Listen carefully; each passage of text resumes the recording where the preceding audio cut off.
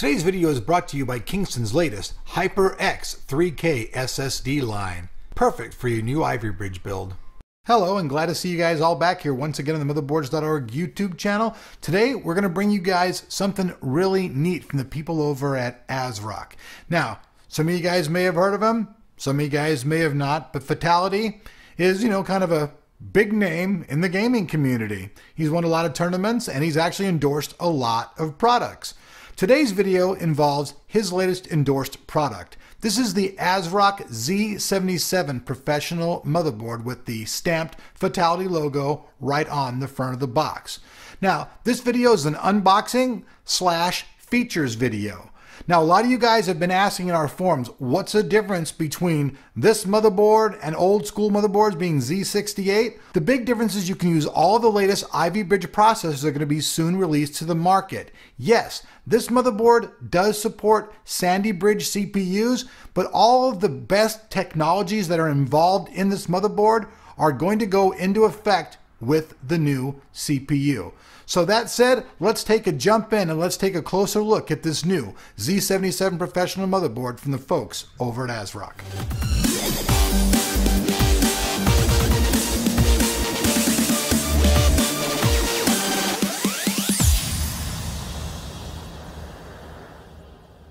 Alright folks, like any good unboxing, we're obviously going to show you the box, starting off with the front of the box where we can see Fatal1ty's little ugly mug off here to the left. In the front we can also see his logo. We can see this is the ASRock Z77 professional motherboard. I'll spin the thing around the back. We're going to talk about some of the features that they show on the box. They call this the 555 XFast features, which features XFast RAM, says it does Photoshop 5 times faster, XFast LAN, which is supposed to be 5 times faster LAN, and XFast USB, which is supposed to be 5 times faster USB. Moving down the box, we see Virtue Universal MVP. Now, a lot of people are taking advantage of this technology because it allows you to use any combination of video cards and the onboard video all together. So this means if you want to use an AMD card in conjunction with an NVIDIA card, you can do that. Or you can use an NVIDIA card or an AMD card in conjunction with the Intel onboard graphics. This gives you superior flexibility in your upgrade options and your performance. To the right of that, we see Intel Smart Connect technology. What this does is while your computer is actually sleeping, your computer can be out updating and getting all the latest stuff for your computer.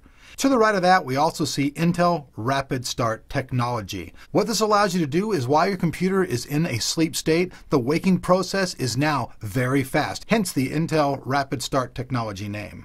Last but not least, in the bottom of the box, we have a lot of different features. We're going to show some of these in the board, but I'm just going to name them off. We have premium gold caps, DigiPower, 16+8 power phase design, 4x DDR3 2800 plus overclocking ability, the Fatal1ty mouse port, which we'll show you more, and lastly the UEFI system browser.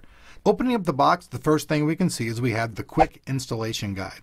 Then we have the support CD. There are 6 SATA cables, and these are pretty interesting. This motherboard comes with 2 Molex to SATA power connectors, the I/O shield, 1 front panel USB 3.0 panel, 4 HDD screws, 6 chassis screws, 1 USB 3.0 bracket, and 1 ASRock SLI bridge.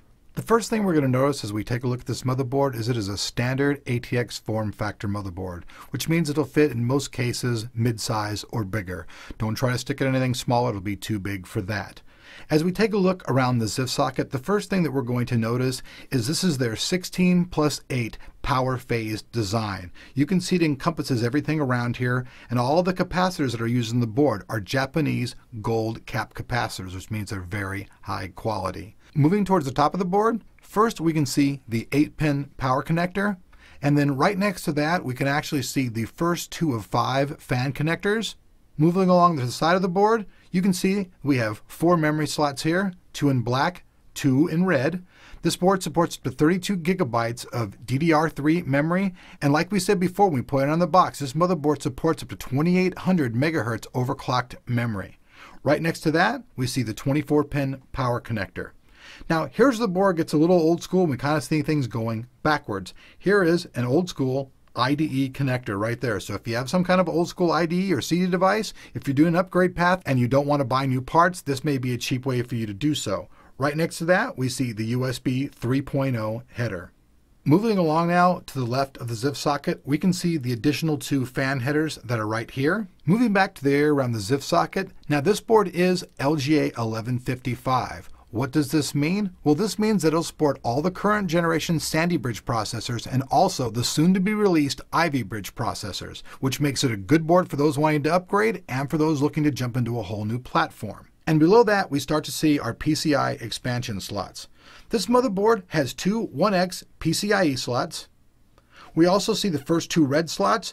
These are both ×16 if used in single mode, or in dual mode, they're ×8. Down below that, we see an additional one. Now this is PCIe 2.0.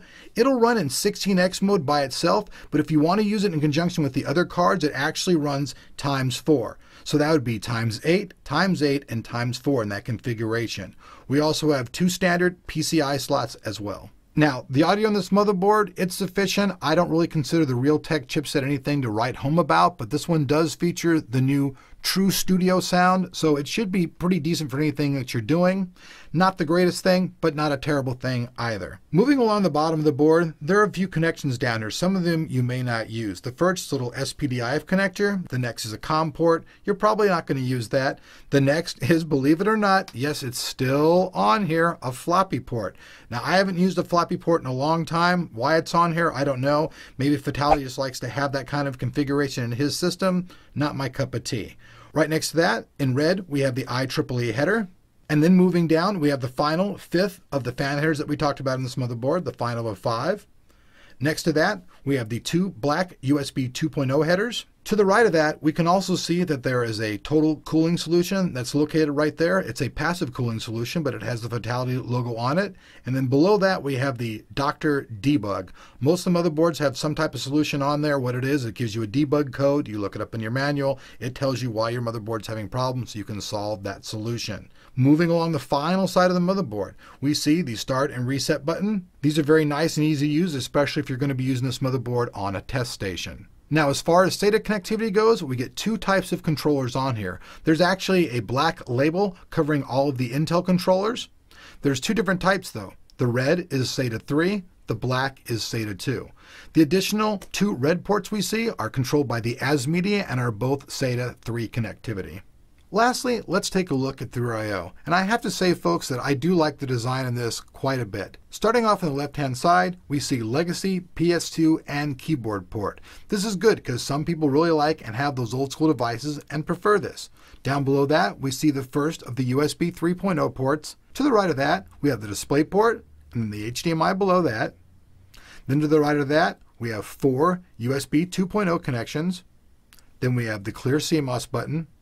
Now, also one thing I want to take note about is this thing features dual LAN or shotgun technology, which means you can use both these ports at the same time for increased speed, or shotgun technology, sending and receiving at the same time. Now, starting off again below the first LAN port, we see another 2 USB 3.0. Now, in between the other LAN port up here on top, this is something interesting. This is the Fatal1ty mouse port. Now what this does, this allows you to hook a mouse directly into this and use Fatal1ty's preferred polling rate of 500 Hz. You also have the ability to manually adjust from 125 to 1000 Hz. Pretty cool stuff there. The Fatal1ty port also doubles as a standard USB 2.0 port, and below that we have another one.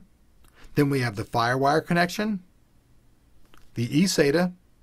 Then as we bounce over to the right, we see the secondary LAN port, an additional 2 USB 3.0 ports, and to the right of that we see the optical connection for audio, and then all of your standard analog connections. Overall, you guys can see this motherboard does have quite a few good features on the motherboard. Its color scheme, very much akin to the Republic of Gamers motherboards. Some people might say that's AMD coloring. I don't know, so I guess if you're using AMD video cards, that would be cool, it all matching that color scheme. Some of the things I don't like about the motherboard, I'm just really not sure of why there are like all these old school things in there. I don't know why we have a floppy connector. I don't know why we have an ID connector. Like, I personally never use any of that type of stuff. I'm always into building new technology. And I really don't feel that anybody out there at this moment, if you're out there at home and you have a Sandy Bridge processor and you have a Z78 motherboard, there is absolutely no reason for you to upgrade. The performance difference is going to be between 0 and about 4%. That's it. So there's no reason to upgrade. All of the latent greatest features that we're going to see on these Z77 motherboards are coming with the new Ivy Bridge.